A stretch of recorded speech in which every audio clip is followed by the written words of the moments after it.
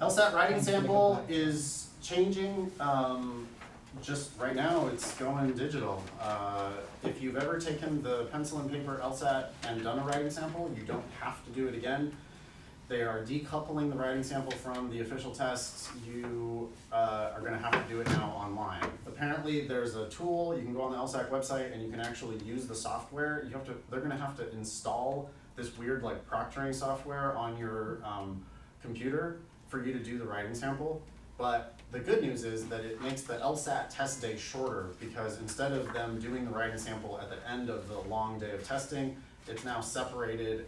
The other good news is that instead of it being handwritten in pencil, the writing sample is now going to be typed and like word processed and stuff. So I would speculate that schools are going to maybe start paying more attention to the writing sample now, that people can type it and word process it, and it's just a little better maybe indicator of what you're capable of in an office, because ain't nobody writing, especially in pencil, in an office, 35 minutes. The writing sample, I will say this, the most important thing about the writing sample is that you just shouldn't worry about it. It's not scored, and literally the world's best writing sample is not going to be worth one more LSAT point, so you really shouldn't practice it, and you just shouldn't spend too much time thinking about it. Yes? Okay, so another admissions officer, but this one was not from Harvard, told me that they do read the writing sample, but the purpose of doing that is to compare it to your personal statement, because basically what Sure. they said is that they're worried that, they're not necessarily worried, but they don't trust that people actually write their own personal statements, so that's why they look at the writing Yes, sample to gauge who's lying and who's not that it's an indicator. Especially at lower ranked schools, I would think that that's more likely. A school that's admitting people who scored 145 on the LSAT, if that's their best LSAT ever is 145, like those people are also bad writers, and they might just be like, shit, we gotta make sure that this person could write clear sentences, for real. If I was an admissions officer, I probably would read the writing sample. I would read like the first 2 sentences and make a judgment. Because that's really how bad writing is. Like you can read it and just go, oh my God, who would write why, what? And just have an idea of what kind of a writer somebody is. But yeah, I don't think the top schools are gonna care all that much about the writing sample. But they might now more. This might change now with the digital LSAT. The prompt isn't changing. The prompt is always the same. The directions, the scenario presented below describes 2 choices, either one of which can be supported on the basis of the information given. Your essay should, this is important, consider both choices and argue for one over the other based on the 2 specified criteria and the facts provided. There's no right or wrong choice, that's important. A reasonable argument can be made for either one, okay? So here, the one I've got on my page, we have the executors of an estate of a late famous author, and they recently found a manuscript of an unfinished novel among the author's papers. They have to decide whether to publish the manuscript or donate it to a university library. In order to avoid unfortunate comparisons between a heavily edited published version and the original manuscript, they will not do both.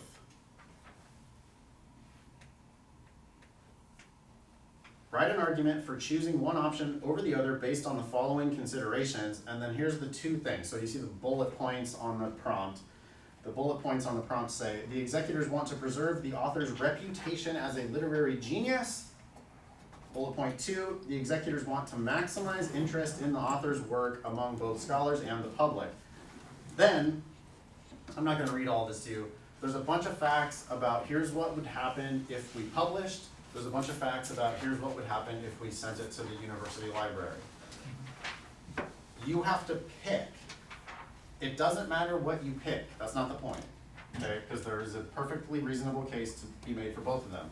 But what you should do is on your scratch paper, they're going to give you scratch paper for the writing sample.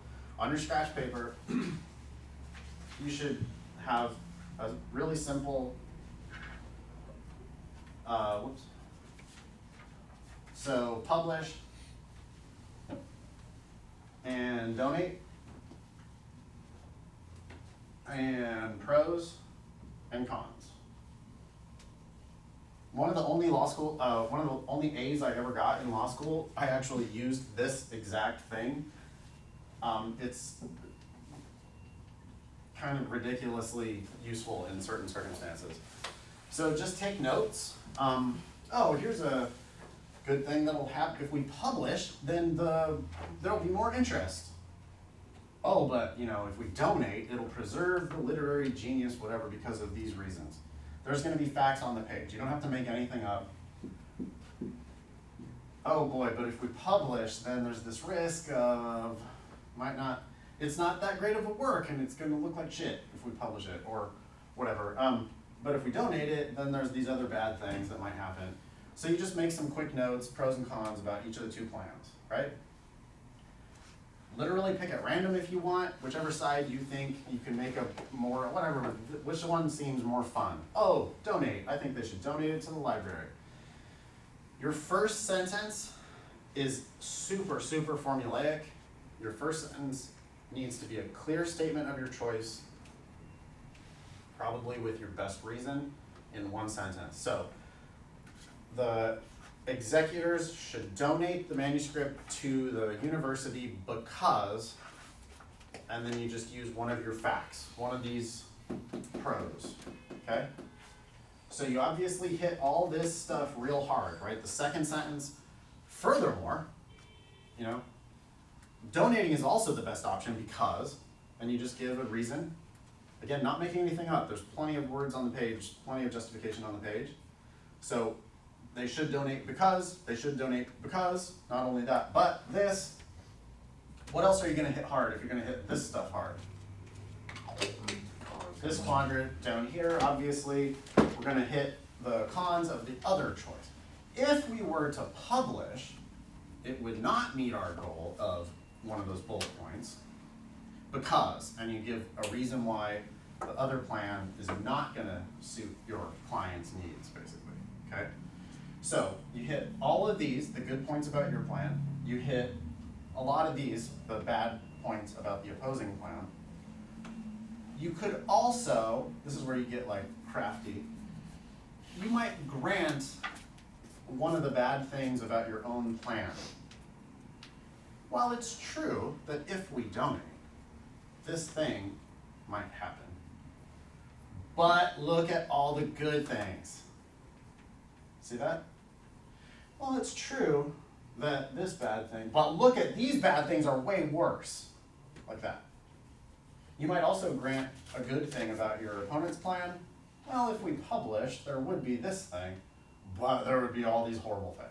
Well, if we published, there would be this good thing, but our good things are better. Get that? So it's sort of like you're just that's what advocacy basically is pointing to all the facts that help you and all the facts that hurt them, pretending like you're being even-handed even though you're not, and sort of speaking louder when you're talking about the thing you want and the bad thing about them. Yeah? Mm-hmm. You're gonna have to take it at home now. It's an additional fee. You have to register for it. Yeah, it's like $15 or whatever. Probably the LSAT fee waiver will give you the LSAT writing for free. Oh, let me finish how you write the essay. So you make all these points, then at some point the time's about to be up, or you're just done making points. Either way, with at least 5 minutes left, you want to stop so that you can reread and edit and everything. One sentence conclusion, the most formulaic sentence you'll ever have to write. For the above reasons, the executors should donate, boom. That wraps it up. You don't need more of a conclusion than that. So, not a lengthy introduction, not a lengthy conclusion. The first and last sentences contain a clear indication of your choice, which shows to them that you're paying attention and you're actually following the directions. A major fail would be, well, there's a reasonable case to be made for publishing and for donating. Here's all the good things about publishing. Here's all the good things about donating. That's not following the directions, y'all. It says you're supposed to advocate. It says you're supposed to choose and make a case for one over the other. So it doesn't matter which you pick, but you do have to pick. Okay? You should have 5 minutes left after you write that super easy close. And then in the remaining 5 minutes, you reread the whole thing from top to bottom, fixing all the shit you did wrong. Spelling matters. If you don't know how to spell a word, Synonym. don't use that word. You shouldn't be using a word you don't know how to spell. Like, make sure you know how to spell the word. Don't put it on the page if you don't. Also, don't try to be fancy. This is a tip that goes for your personal statements too. Please stop using big words. I don't want to hear it. I'm not impressed ever by anyone's vocabulary. Okay? I'm impressed by the clarity of your communication. And when you use big words, especially when you use big words incorrectly, it has the exact opposite of the intended effect. Okay? Short sentences, active verbs, and use words you understand. And you don't ever need to say utilized, because use will suffice. Like that. You don't have to make anything up, so there's no like, well, I'm the goddaughter of this author or whatever, and I know that grandpa would have wanted, like it's not like that. Okay, so there's plenty of facts on the page, you don't need to ever make anything up. You only ever have to take it once. That's good. Used to be you had to take the writing sample every time you took the LSAT, Oh, cool. which was a huge waste of everybody's time. Now you just do it one time online and it's done. And if you've ever done it in pencil and paper, you don't have to do the online one because they've got all those on record. Ben was saying on the podcast that he's thinking he's gonna encourage people to do a digital version even if they already have a pencil and paper version, because why not? I guess, whatever. Would a lawyer do that? Would a lawyer preparing for trial do something like that? Probably. Probably, yeah. They would probably do everything. If they were worth anything as a lawyer, they would probably do everything. So, yeah, it's probably worth doing one digital, even if you have a pencil and paper one on record. Anything else about the writing sample? Oh, you have up to a year, I guess, to do it after your test. Yep, that's not a completed LSAT until you have a writing sample on file. Yeah, because the school's not going to be able to get the report from LSAT or whatever. Yeah. So you do have to do it. It's easy. Never prep for it. You could literally just go do it right now and you're done. Like, that's all you need to know about it. You don't need to practice it. You're done. Maybe this is silly, but I guess I just have to ask it. For the paragraph, like splitting up a paragraph, do they care about the size of your paragraphs, or can you have like your one sentence intro that states your facts, or that states your position, and then switch paragraphs and go on to the, or like, do they not like that? I think paragraph breaks are good. I mean, So, it's not having about- a one sentence, you can't have every single sentence be a paragraph. Right, obviously. That's a lot. Yes. But if you have, if you do it once for emphasis with one sentence, that's Okay. fine. If you have two sentences though, two sentences or three sentences is totally appropriate to have paragraph breaks. Okay. If it's a different thought, if you want to just give the reader a little time to breathe.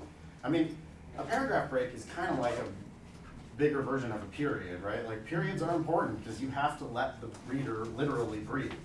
So you make a thought, stop with a period, and then have another thought, and then a period. Short sentences are so good.